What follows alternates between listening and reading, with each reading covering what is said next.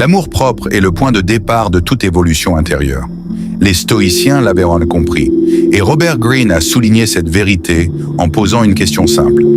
T'es-tu déjà regardé dans un miroir? Non pas le miroir qui reflète ton visage ou ta silhouette, mais celui que représente la vie elle-même. Ce miroir reflète fidèlement ce que tu portes en toi, tes pensées, tes émotions, et surtout la manière dont tu te valorises. Tout comme il est impossible de récolter ce que l'on n'a pas semé, il est impensable d'espérer un extérieur épanoui et positif si notre intérieur est flétri par un manque d'amour-propre. Avant d'explorer ce chemin vers l'estime de soi et le respect de soi, pose-toi une question essentielle. Comment te perçois-tu? Pas en termes d'apparence ou de poids, mais en tant qu'être humain. Si les tempêtes de la vie ont assombri ton soleil intérieur, souviens-toi de cette maxime. Les gagnants ne renoncent jamais, et ceux qui renoncent ne gagnent jamais. La vie est une lutte constante, ponctuée de défis.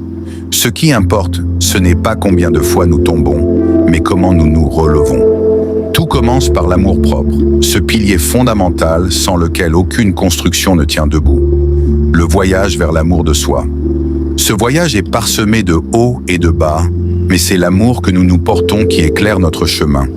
Comme une graine mise en terre ne donne pas de fruits du jour au lendemain, l'amour-propre demande du temps et de l'engagement. Pourtant, lorsque tu décides de parier sur toi-même, les fruits récoltés sont plus doux que tu ne l'aurais imaginé.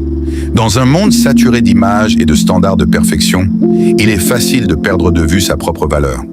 Le manque d'amour-propre s'insinue souvent de façon subtile à travers l'autocritique et le mécontentement. Ce manque se reflète dans notre corps, négligence, mauvaises habitudes, et dans notre esprit, doute, comparaison malsaine. As-tu déjà abandonné un rêve avant même de commencer? Penser que tu n'étais pas assez bon? Ces pensées sont les symptômes d'un problème plus profond, un déficit de confiance en soi. Or, cette confiance, comme l'amour-propre, est le fondement de nos actions et de nos succès. L'amour-propre entre sentiment et action. L'amour-propre, c'est l'acceptation de nos imperfections et la célébration de nos vertus. Mais pour que cet amour soit complet, il doit s'accompagner de respect de soi. Ce respect se manifeste dans nos choix. Établir des limites, dire non quand il le faut, et rechercher ce que l'on mérite vraiment. Un respect sincère commence par prendre soin de son corps, nourrir son esprit avec des pensées positives et se connecter à son âme à travers la gratitude et la méditation. Tout comme un jardin bien entretenu fleurit avec le temps, l'amour et le respect de soi demandent des efforts constants, mais les résultats sont toujours gratifiants. Les enseignements stoïques, des leçons intemporelles. Les stoïciens nous rappellent que nous ne contrôlons pas les événements extérieurs, mais seulement notre façon d'y réagir. Marc Aurèle l'a bien résumé. La qualité de ta vie est déterminée par la qualité de tes pensées. Ainsi, en cultivant des pensées constructives, nous renforçons notre caractère et par extension, notre amour-propre. Des penseurs contemporains, comme Ryan Holiday, prolongent cette sagesse en soulignant que chaque obstacle peut devenir une opportunité de grandir.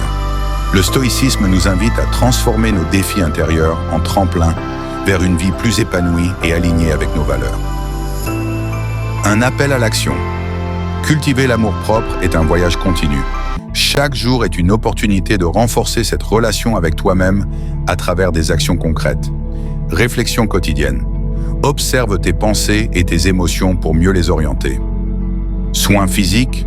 Honore ton corps à travers une alimentation équilibrée, de l'exercice et du repos. Méditation. Prends un moment pour te reconnecter avec ton essence intérieure. Affirmation positive.